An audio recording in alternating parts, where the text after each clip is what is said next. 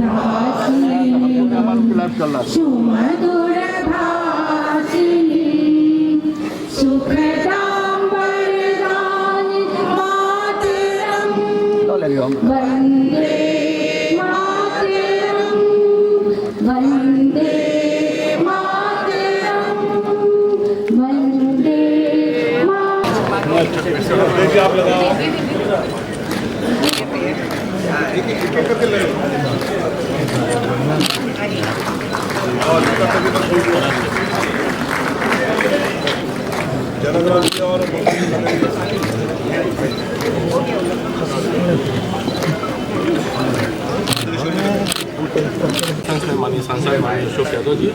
सभी मीडिया से जुड़े हुए राकेश जी, अशोक भट्ट जी और सभी लोग, सभी पत्रकार बंधुओं, अभी अपना प्रदेश कार्य समिति प्रारंभ हुआ है। माननीय अध्यक्ष जी का अध्यक्षीय उद्बोधन भी हुआ है। निश्चित तौर पर इस उद्बोधन के दृष्टिकोण से जो रेखा उन्होंने खींचने का काम किया और बताने का काम किया कि हम लोग अपने गठबंधन के आधार पर जिन बातों को लेकर जाने का काम करते थे, आज वास्तव में बिहार फिर से पुराने दौर के हालात से गुजरने का काम कर रही है। याद दिलाती है 1990 के दशक के जिस प्रकार से घटना का क्रम बढ़ा है, जिस प्रकार से लूट, डकैती, हत्याएं का दौर चला है। एक तरफ सशक्त भारत के निर्माण के लिए माननीय प्रधानमंत्री जी के नेतृत्व में हम जहाँ भी हैं, अलग अलग प्रकारों से प्रांतों का तो है ही, देश को 1947 का एक उज्ज्वल भविष्य को, एक सशक्त भारत और समृद्ध भारत के निर्माण के लिए आगे बढ़ने का काम कर रहे हैं। और यहाँ पर जो बिहार की स्थितियाँ, हालत बद से बदतर हो गई है, जिन 5 बिंदुओं पर अपने स्पष्ट अभिमत और स्पष्ट मंतव्य माननीय अध्यक्ष जी ने देने का काम किया है कि वर्तमान सरकार दिग्भ्रमित करने का काम जो करती है, आज भारतीय जनता पार्टी का उन 5 बिंदुओं पे जो रुख है, शराबबंदी पे जो स्पष्टता है कि हम उसके पूरी तरह से पक्ष में हैं, और जो मौतें हुई हैं उनके मुआवजा मिलने का काम हो, क्योंकि उसमें प्रशासन पूरी तरह से विफलता साबित हुई है, पर इसमें कतरा रही है सरकार। हम लोगों ने आरक्षण के विषय पर भी स्पष्ट कहा है कि माननीय कर्पूरी ठाकुर जी जिस समय मुख्यमंत्री थे तो भारतीय जनता पार्टी सम्मिलित माननीय कैलाशपति मिश्रा जी वित्त मंत्री के रूप में थे, उस समय ही आरक्षण के विषय का प्रावधान होने का काम हुआ। और क्रमशः जिन बातों को लेकर प्रांत में फिर अग्रसर होते हुए कि अति पिछड़ों के छात्रावास योजना से लेकर जो भी लाभ मिलने का काम हुआ है,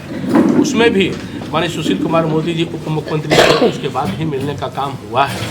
यानी कि जब जब हम लोग थे तो होने का काम हुआ है, पर उप मुख्यमंत्री के नाते भी आरजेडी के शासक जो रहे हैं, उनके समय भी कभी कुछ इस प्रकार का मिलने का काम नहीं हुआ था।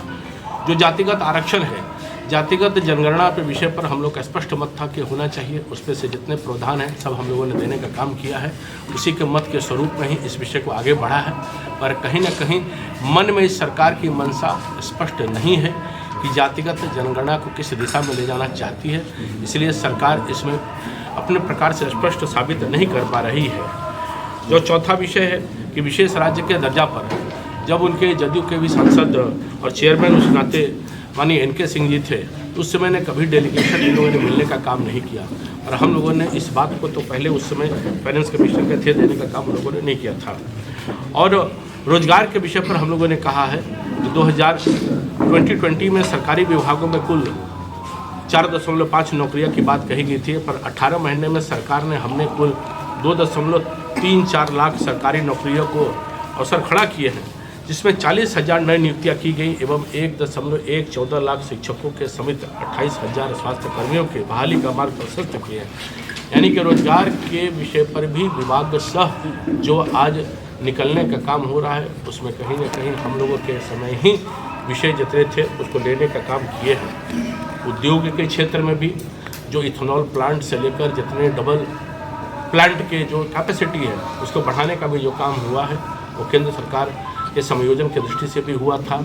पर एक तरफ जो इन्वेस्टर मीट हम लोग के समय जो तय किया गया था, पर उस इन्वेस्टर मीट का जब देखेंगे, जब यहाँ हुआ था कार्यक्रम, तो उसमें हजारों गोलियां जिस प्रकार थरथराने का पटना के बगल में सोन नदी की तरफ से कोइलवर से लेकर जो हुआ है वो आपके समझ से स्पष्ट है कि जो इन्वेस्टर्स मीट आए थे उन लोगों को भी जब देखना पड़ा कि स्थितियां बिहार में बद से बदतर हो गई है। बिहार के राजनीतिक परिप्रेक्ष्य की दिशा के अगर आप देखेंगे तो हम जो मत हासिल किए हैं, बुढ़ने के चुनाव का जो मत है वो स्पष्ट आपके सामने है कि किस प्रकार से मुंह की खानी पड़ी उनको। मोकामा में अकेले हम लोगों ने 63,000 मत प्राप्त कर जिस प्रकार से वृद्धि वहाँ पर हासिल करने का काम किए हैं।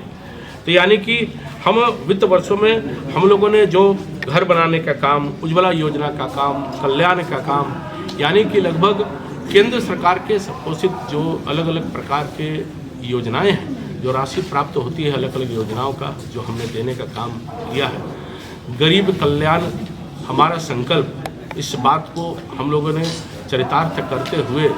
सब प्रकार को जो योजनाओं का राशि देने का काम किया है, उसी का प्रतिफल है कि बिहार में उन योजनाओं का काम चल रहा है। वो गरीब कल्याण हेतु राशन का हो, वो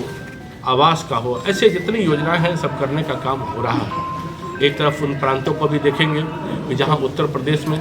17 लाख करोड़ का निवेश होने का काम हो रहा है और सब प्रकार से स्थितियां इसमें आगे बढ़ने का काम हो रहा है। यानी कि जो उत्तर प्रदेश बीमारू राज्य से आगे बढ़ने का आज एक भविष्य का राज्य है।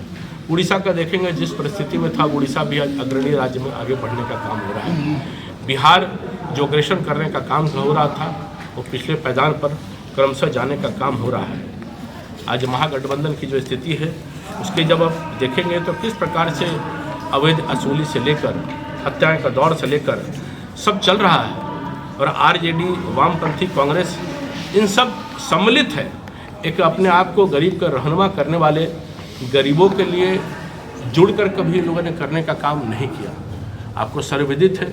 जब भी हकमारी की बात होती है, आरक्षण की बात होती है, ईडब्ल्यूएस के अंतर्गत सबका साथ सबका विकास देने की बात होता है तो माननीय प्रधानमंत्री जी के नेतृत्व में मिलने की बात होती है। जब अपनी सरकार सम्मिलित होती है उसमें ही आरक्षण का दृष्टिकोण हमको मिलने का काम होता है।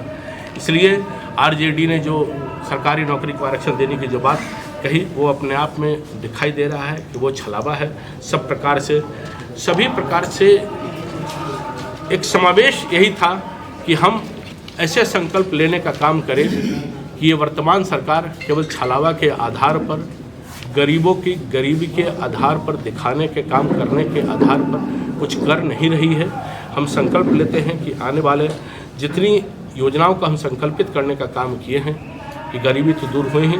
और एक विकास उनमें अपने आने वाले समय में 2024 का चुनाव के अंतर्गत 36 सीटों से ज़्यादा का विजय निश्चित तौर पर हम माननीय प्रधानमंत्री जी के नेतृत्व में हम हासिल करने का काम करेंगे।